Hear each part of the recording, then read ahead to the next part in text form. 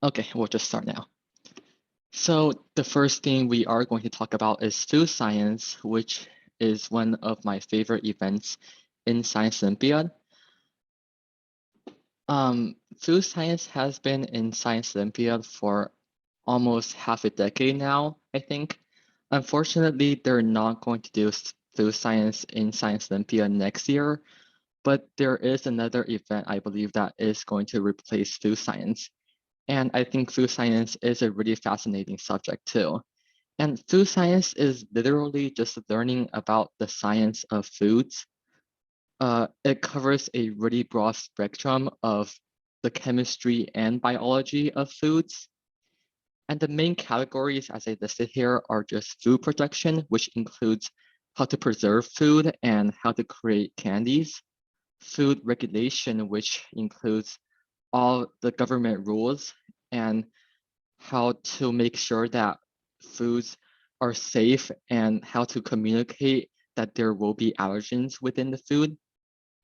Food chemistry is my least favorite. It includes things like vitamins, fatty acids, all that stuff. And then the final portion of food science is the bodily processing of food. That includes things like the electron transport chain, the citric acid cycle, and glycolysis. Those are all the ways that humans use to digest food. And unfortunately for food science, it isn't really a brain event. It's mostly just a heavy memorization event. So like it's not like math problems. It's basically just memorizing as much knowledge as possible. So on the test, there will be two parts. The first part is a written test that includes all the stuff that I listed below. For time's sake, I will not be covering cold water candy tests, the citric acid cycle, and nutrition label regulations. Those are fun, but I can't include them because of time. The second part of every food science test is the lab portion. During the past 2 years, they did not do the lab portion because of COVID. But if there were to be a lab portion, the three things that will be included will be hydrometers, uh, reducing sugar tests, and the cold water stage. And again, because of time constraints, I will not be covering the first and third. So we can kick things off with sugars. Sugars are basically just anything that can provide an organism with energy. So all the sugars that you eat every day, those things provide you tons of energy. And the two basic categories of sugar include simple sugars and complex sugars. Simple sugars basically are just simple. You can draw them out on a graph and it is pretty easy to visualize. On the other hand, complex sugars are really, really complex. Starch, which is found in potatoes, is just a super duper long chain of glucose connected by oxygen bonds. And that stuff you cannot draw on a diagram. Even if you do draw it on a diagram, it will be really detailed and really hard to look at. So that defines a complex sugar. And simple sugars are then classified into two different types. One is one-ring simple sugars. Those are really just anything with one carbon ring, and those include glucose and fructose. Two-ring sugars are the stuff that you see on the diagram here. Those are just anything with two rings. As you can see here, there is a six-ring carbon thing on the left and a five-ring carbon thing on the right. This example is sucrose, but another example is lactose. And complex sugars are also classified into plants and animals. Plants include things like starch, which I said before are in potatoes. Cellulose also provides plants with their structure. The reason why plants don't just fall is because there is cellulose within plant cell walls. Cellulose acts like the bone of a plant. For animals like us, the two main complex sugars that we eat all day is glycogen. Chitin, on the other hand, is actually found in fungi such as mushrooms. And for food science, for sugars, the bottom line is just to know the structure of the sugars and the occurrences within nature and the human body processing. So here I have an example of sucrose. Its structure, as I said before, is glucose and fructose with an oxygen bond. That means it is a two-ring simple sugar. It can be found in fruits and sugarcane, and it is commonly known as table sugar. So the sugar that your mom has in the kitchen is probably just tons of sucrose. In the human body, it is broken into glucose and fructose by a type of enzyme, and it is one of the most digested sugars. So whenever you eat that sugar that your mom uh, puts in the your food, your body will use enzymes to break it down into glucose and fructose. Someone asked, is sucrose added sugars? Of course, it can act as a added sugar, but most of the times it's just found naturally in fruits and other sweet natural foods. Someone also asked, is cane sugar the same thing as table sugar? Usually, yes. And one thing that I think is really interesting is, why is sucrose so sweet? Uh, when you eat sucrose, it obviously tastes sweet. And the reason is special hydroxide groups within sucrose interact with the taste buds in our tongue. So going back to that diagram here, I circle out all the hydroxide groups that could possibly interact with your tongue. Your taste receptors are created so that whenever they detect this special hydroxide, they know that they're tasting something sweet. So on the diagram here, you can see that a sweet molecule will have hydroxide groups which use hydrogen bonds to interact with the tongue.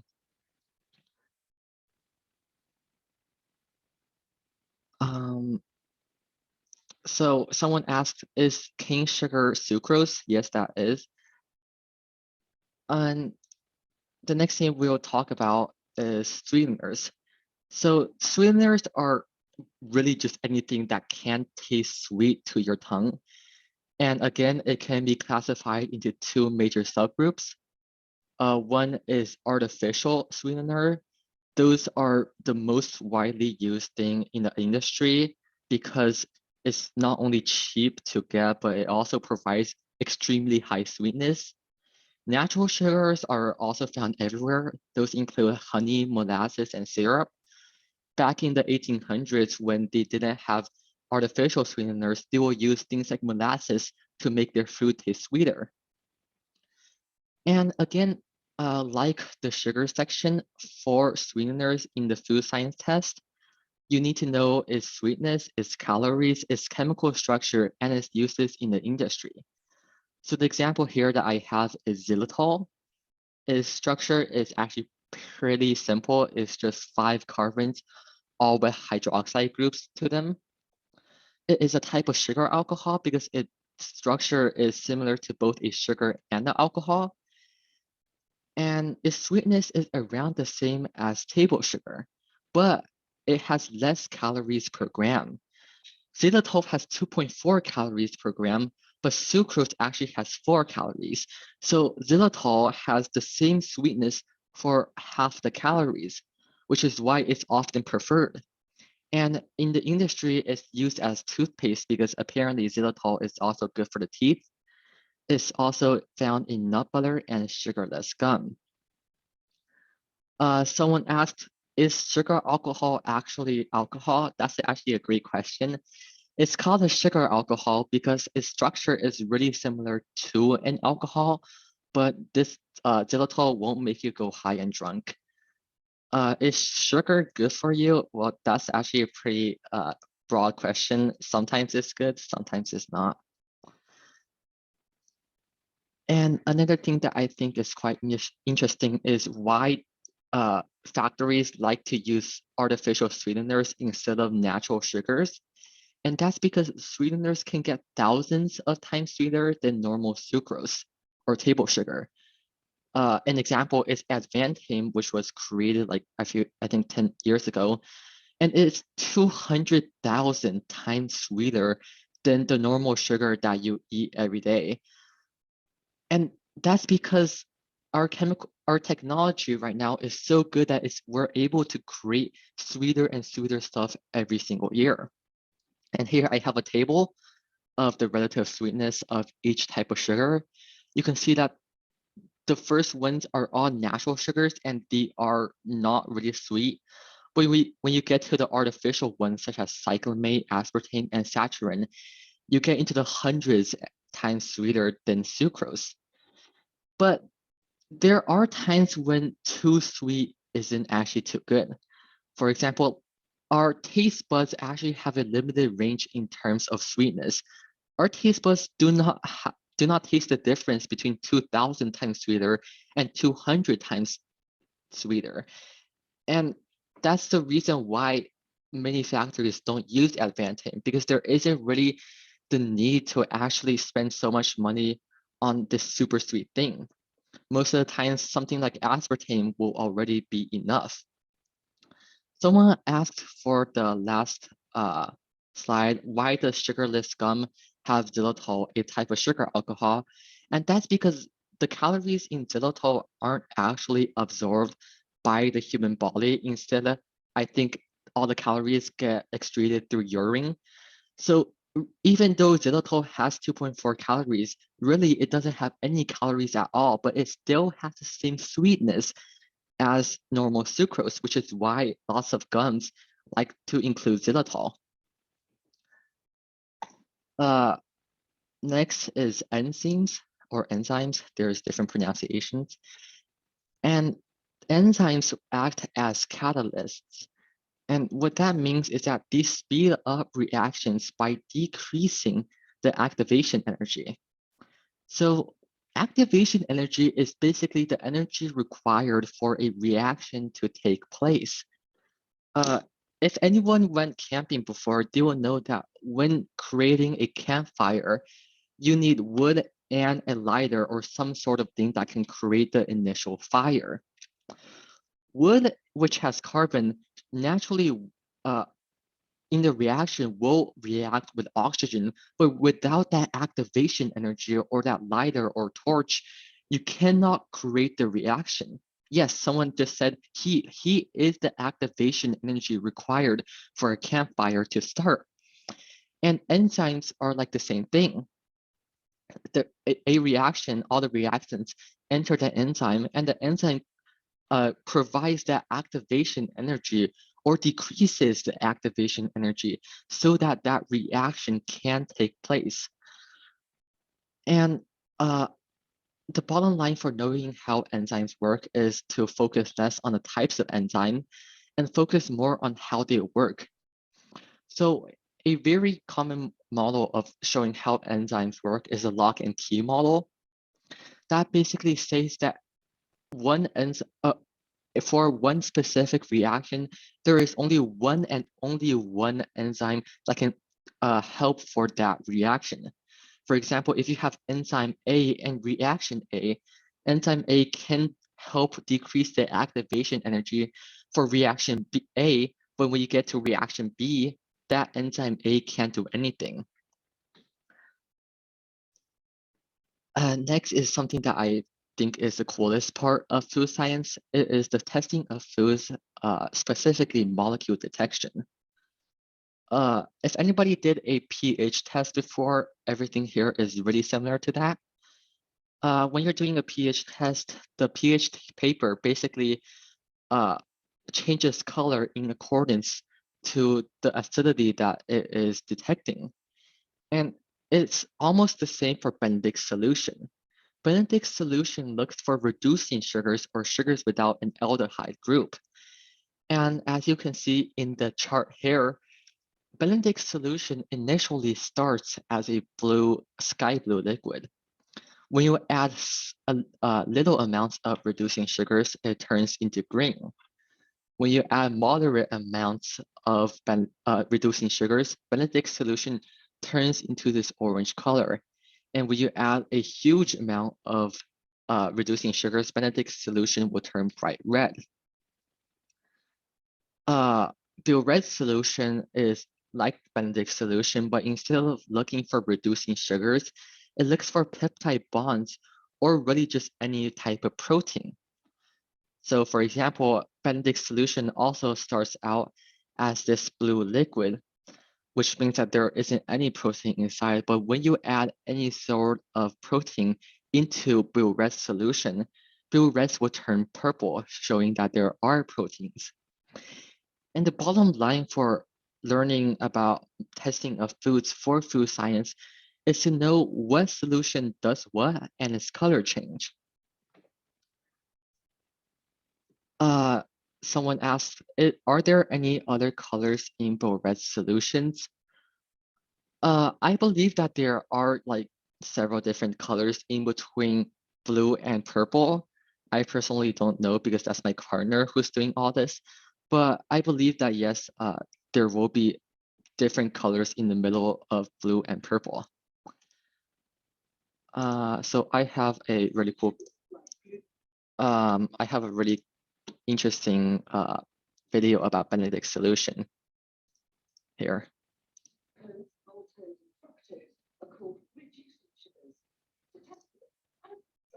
Benedict's reagent and heat gently. Sugar changes the color from blue to green to a yellow, orange, or red. The nearer the final color is to red, the more reducing sugar is.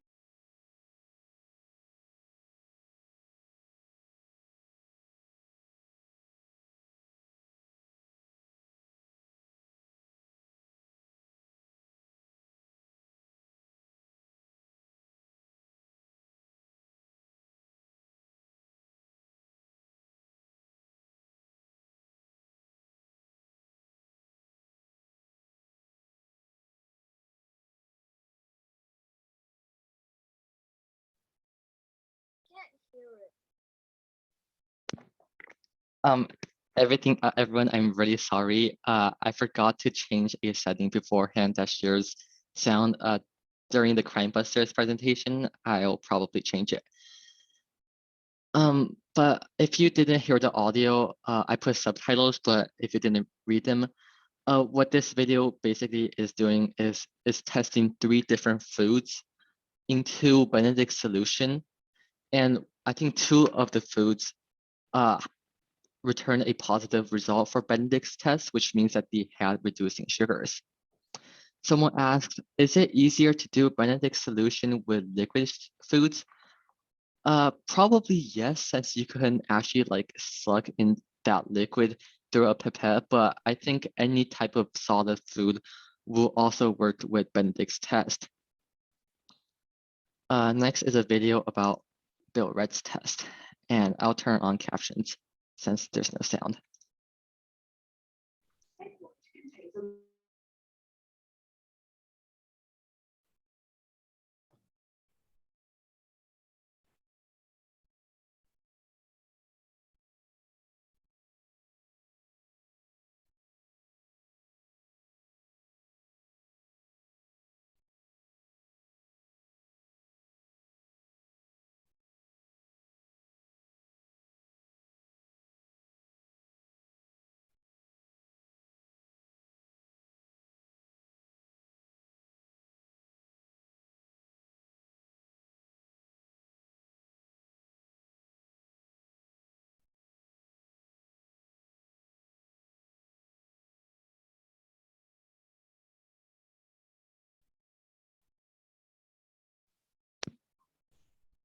So you can see here that the bread and nuts both tested positive for Billred's test because it returned this purple color.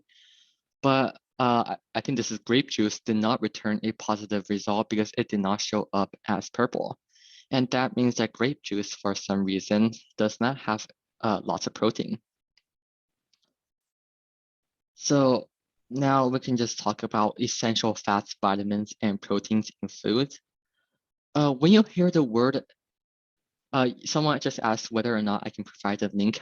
I can provide a link after during the break. Thanks for asking. So when you hear the word essential in front of a food, that basically means it's a type of food that the body cannot produce on its own. Essential means that it is essential for the body to eat them. So here an example is that your body does not naturally create vitamin A on its own.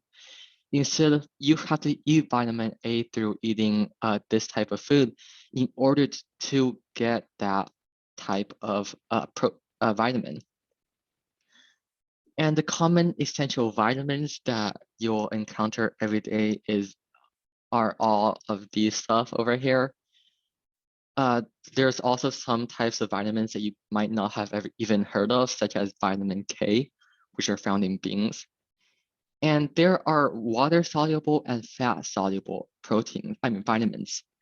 Water-soluble vitamins are usually secreted through urine, which is why they're called water-soluble, because they can only be found in water. But others are called fat-soluble, which means that they can be found in fat.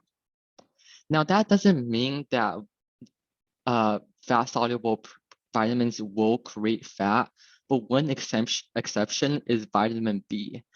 If you eat way too much of vitamin B, not only will your liver not be happy, but too much vitamin B will also be turned into fat.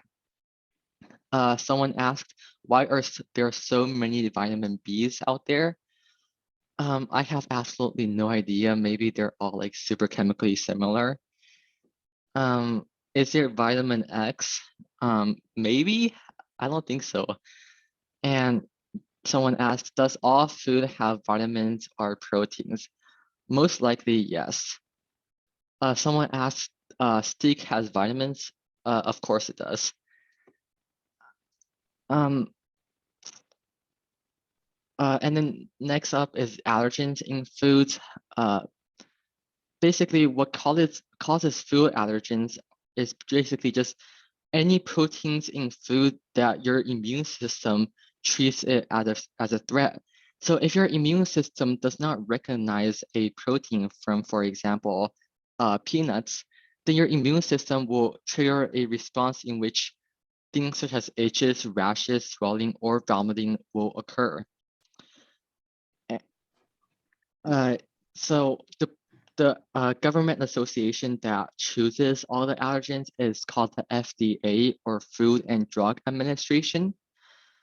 The Food and Drug Administration has 8 major food allergens that it wants you to know about. Some of them are actually pretty obvious, such as peanuts, milk, and eggs. There are other things such as wheat, which also causes some allergies. And basically, all of these foods contain proteins that some people do not recognize and thus trigger an immune response. I'm so sorry, my slide order went wrong. We're back to essential fats, vitamins, and proteins. So common essential fats, the most common is omega-3 fatty acid. I think you can find these in those like vitamin pills almost everywhere. And naturally, omega-3 fatty acids are found in fish and plants. And it's important for your body because it helps maintain cell structure. Without omega-3 fatty acid, your cell will not have the structure it requires to properly function.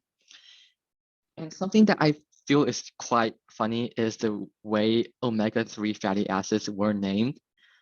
The reason why omega-3 fatty acids are called omega-3 fatty acid is because in a omega-3 fatty acid, there is the middle end, which is called omega. That is because omega is the last letter of the Greek alphabet. And when you look at the first double bond here, this is the first double bond, and you count the carbons, which is the white dots, you count that there's 1 carbon, 2 carbon, and then 3 carbons in between omega and double bond.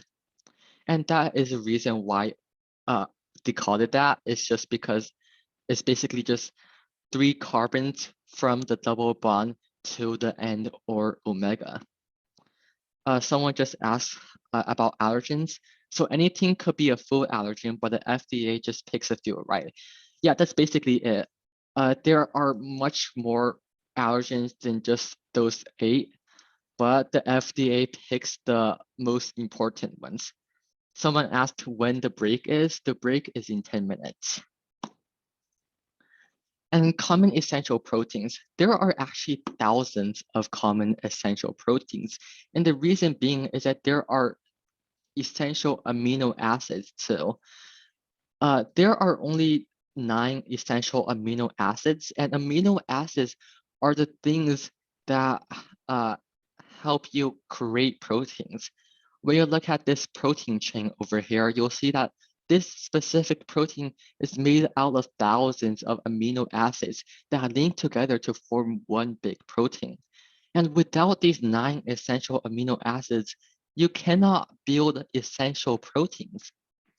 And that's the reason why it's important for you to eat essential proteins. Someone just asked, is lactose intolerance considered an allergy? I'm not so sure about this. I think it has something to do with your stomach and lactose. So maybe, I don't know, I'm sorry. Someone asked, is there something called allergic to air or water? Probably yes, I've seen videos about it before, but I don't think it has anything to do with food allergies. Can you be born with allergies or get them while you're growing? Growing? I think so. Are there 26 types of amino acids? I believe so, but there are 9 essential ones that your body cannot create and you must eat. Yeah, there's lots of people that are talking about lactose intolerance. Thank you. I never actually knew about lactose intolerance. So apparently it's about lactose and not having a milk enzyme. Thank you. So the next thing that we can talk about is crystallization and nucleation. And that is the process of crystal creation in which molecule patterns form. And common ways of crystallization include really common things like drying salt water or freezing water, which creates snowflakes, and also honey. If you buy honey and you leave it out in the open for a long time, the honey will crystallize into these honey crystals. And drying salt water is basically the same thing as you can see here. At first, this salt water has particles that are just really randomly moving. And at the end, through crystallization, this salt water turns into this salt crystal. Unfortunately, because of time constraints, I'm not going to play this video, but this video is just about an example of how to create copper crystals. And continued nucleation is the middle step of crystallization. And that is when molecules randomly gather together to form a pattern. And most of the times, this thing is just absolutely random. In this diagram, you can see that in the random movement of particles, 4 particles randomly turn into this pattern. And from that unstable nuclei, that nucleus grows bigger and bigger and bigger until it becomes the final particle, thus ending the crystallization process. And these nuclei can basically happen from anywhere. There's a really cool video about supersaturated water, which creates water nucleation that I find really cool.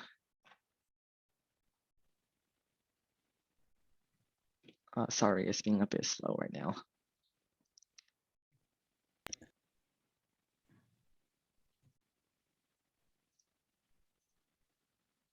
Oh no, for some reason, this video isn't working. Oh, here it is, okay. This is how cold it is.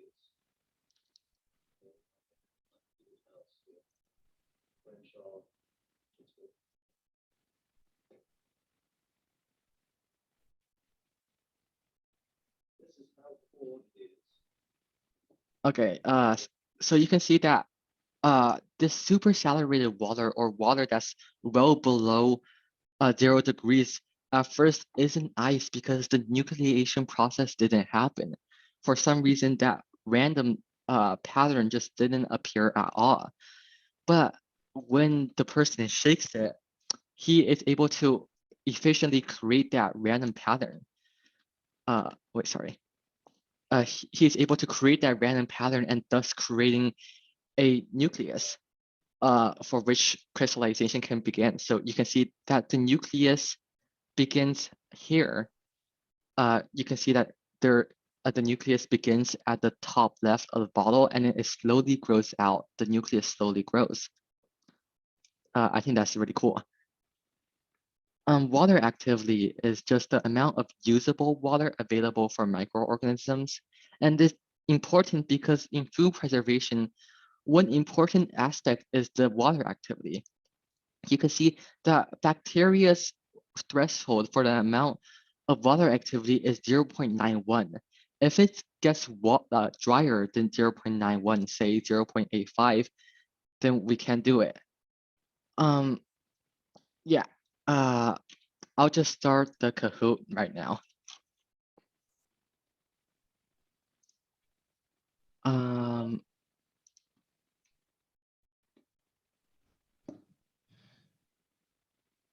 Okay, so can everybody join this Kahoot now?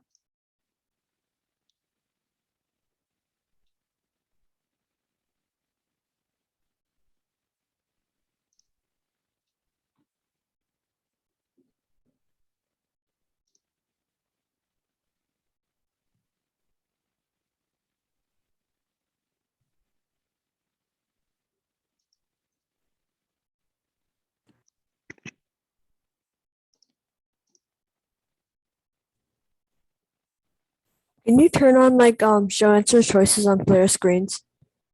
Can you tell me how to do that? It's the first setting. It might already be on, but it's the Yeah, first I setting. think it's on already. Is it? Yeah, it's already on. Okay, great. Yeah, because you're glitching a little, so Oh, really? That's okay. I'll check it out. yeah, actually turn it into glitching a lot. Oh, that's weird. Okay, I'll fix it during the break. Sorry if it actually affected you.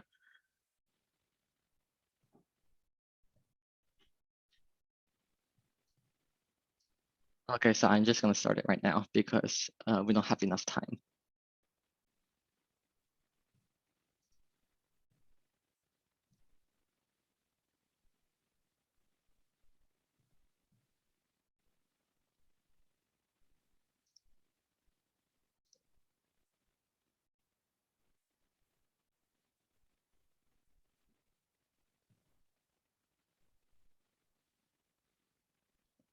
Okay, I'm happy that most of you got this right. Sucrose is commonly known as a table sugar, which you eat almost every day.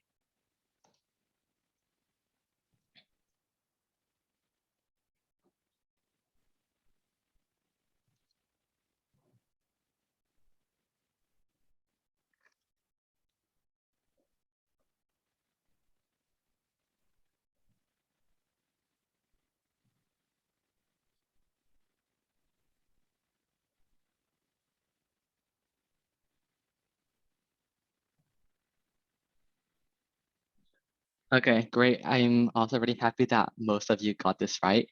Yes, it is the hydroxide groups interacting with your tongue. And this is actually same for almost all the types of sugars. Those all the hydroxide bonds, all the hydroxide groups in almost every type of sugar causes that sugar to be sweet. Good job, Da Vinci.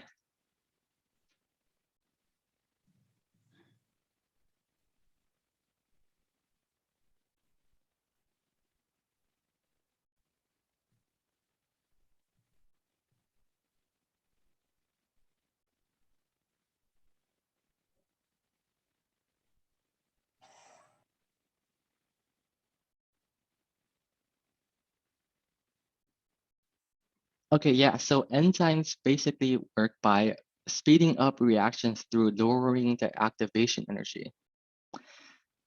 Reactions all require this activation energy, and by decreasing it, reactions can happen more efficiently and quickly.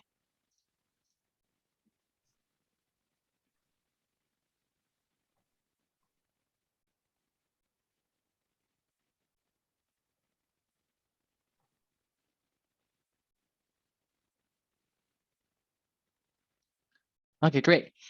Yeah, so enzymes are all catalysts. That basically means that they help, they aid in the making reactions more efficient, but enzymes themselves won't be affected at all.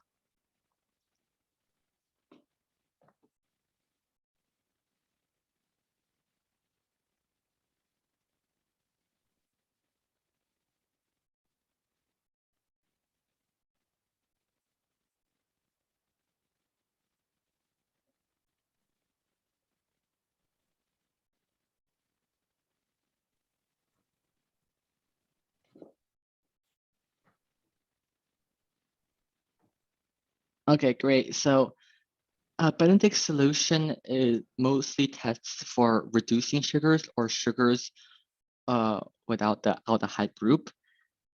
And if you add moderate amounts of reducing sugar to Benedict solution, then it will change color to orange.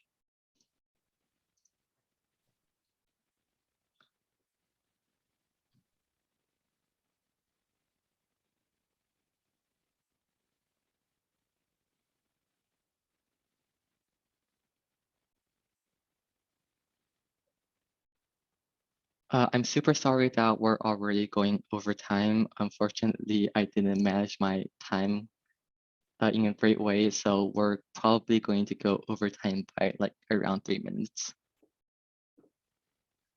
Okay, great. So I'm super happy that you all got this right. I mean, most of you got this right, actually. Buret solution, as you can recall, tests for proteins. Reducing sugars, non-reducing sugars, and sodium are not proteins, but bread does have proteins. So if you add Buret solution to bread, then it will turn out as a purple solution. Good job, Brian.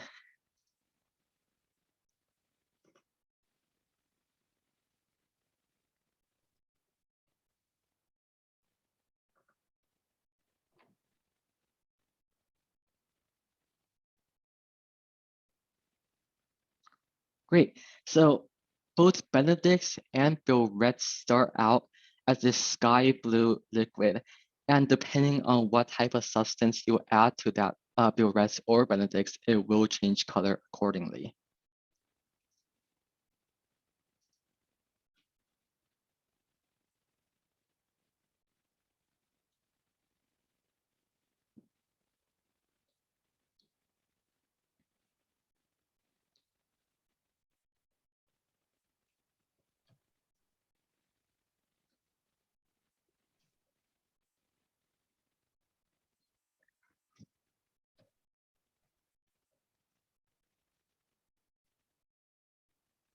Yeah. So when I was discussing essential vitamins, I said that vitamin B may cause fatness if you eat too much of it. So don't eat too much vitamin B supplements because instead of making you more muscular, you'll become fatter.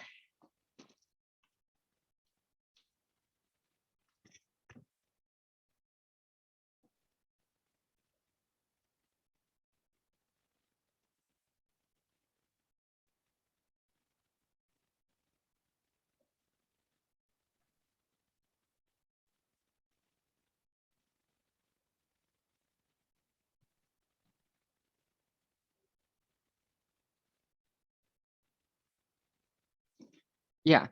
So uh, the major food allergens according to the Food and Drug Administration is are 8. Of course, there are many more allergens, but they're not as major as the 8.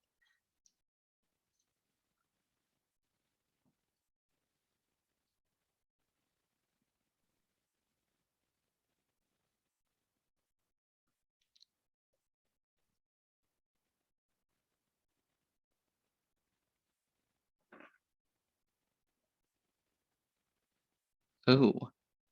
Um, so as I said before, water activity is just how wet something is. Uh, to kill the yeast, you want the external environment to be even more dry so that the yeast won't get enough water, which means that a 0.34 water activity environment will probably be able to kill the yeast. For the last question, I'm afraid we didn't go over this. Everybody pick red.